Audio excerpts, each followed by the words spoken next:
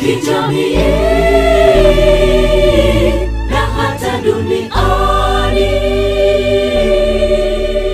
Tatizo ni nini, ndugu zangu?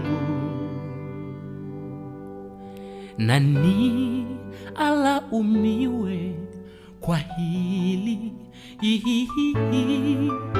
Ni wazazi hawafundishi, au watoto hawaelewi? Nani alaumiwe?